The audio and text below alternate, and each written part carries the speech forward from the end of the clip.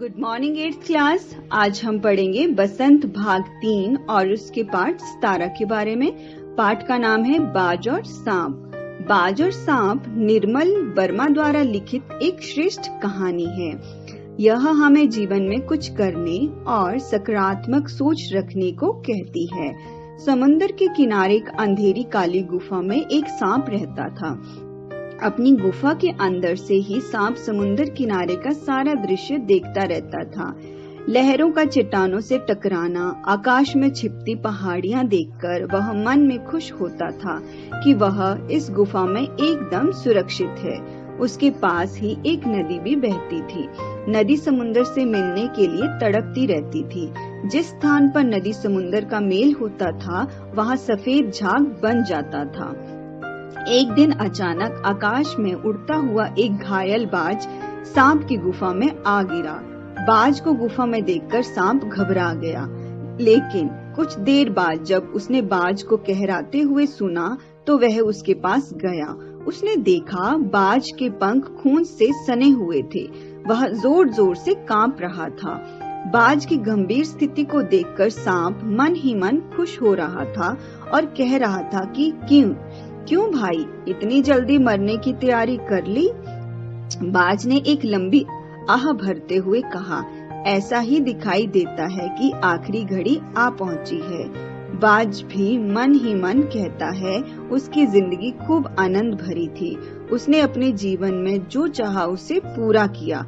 अब उसे जीवन से कोई शिकायत नहीं। बाज ने अपनी बातों में एक कटाक्ष भी कर दिया कि सांप भाई, तुम जीवन भर यहीं पड़े रहोगे, कभी भी खुले आसमान में नहीं उड़ पाओगे। सांप बाज की मूर्खता पर मंद मंद हंस रहा था। वह सोचने लगा, रेंगने और उड़ने में कौन सा विशेष अंतर है। गुफा का परिवेश देखकर बाज ने एक गहरी सांस ली और कहने लगा कि आहा, काश मैं सिर्फ एक बार आकाश में उड़ पाता। इस प्रकार बाज की करुणा चित्कार सुनकर सांप को कुछ अजीब सा लगा। उसने बाज से कहा, यदि तुम्हारी स्वतंत्रता प्यारी है तो इस चट्टान के किनारे से ऊपर क्यों नहीं उड़ जाते? कोशिश करने में क्या हर्ज है? सांप की बात सुनकर बाज किसी तरह खुले गगन के नीचे आ गया और पूरी ताकत के साथ ऊपर उठा, लेकिन जल्दी ही नीचे धड़ाम से गिर भी गया। उसका शरीर नदी के पानी में जा गिरा, जहां एक लहर ने उसके पंखों पर लगे खून को साफ कर दिया। कुछ ही क्षणों में बाज सांप की आंखों से ओझल हो गया। अपनी गुफा में बैठा हुआ सांप बहुत देर तक सोचता रहा कि आखिर इस नीले गगन में क्या है जो बाज घायल होने पर भी उड़ना चाहता था। एक तो उसे भी उड़कर पता लगाना चाहिए कि इस नीले गगन में क्या है। बस फिर क्या था, सांप ने अपने शरीर को सुंगोड़ा और ऊपर की तरफ उछला, लेकिन हुआ वही जिस बात का डर था। सांप धम से चट्टान पर आ गिरा। बस अच्छा यही हुआ कि सांप को कोई चोट नहीं आई। अपनी इस स्थिति को देखकर सांप कांप गया और उसने स्वयं से कहा उड़ना बेकार है, अपना तो रेंगना ही सही है। ये पक्षी तो बिल्कुल मूर्ख है जो असीम आकाश में उड़ते रहते हैं। बीच गगन में उन्हें रुकने का कोई ठिकाना भी नहीं। वह सोचता है कि धरती पर रेंग लेना ही उसके लिए काफी है। आकाश की स्वच्छंदता से उसे क्या लेना देना।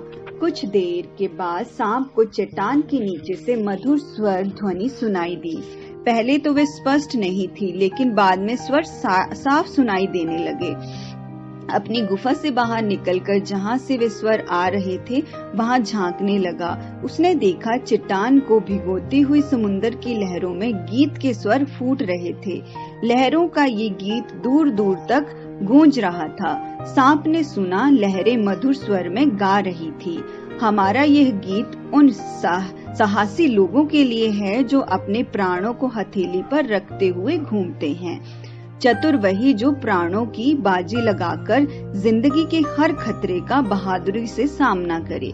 लहरें बाज की मृत्यु को वीरता भरी मृत्यु कहती हैं, क्योंकि उसने अपना जीवन का बलिदान दिया है। उसका रक्त एक दिन अवश्य रंग लाएगा।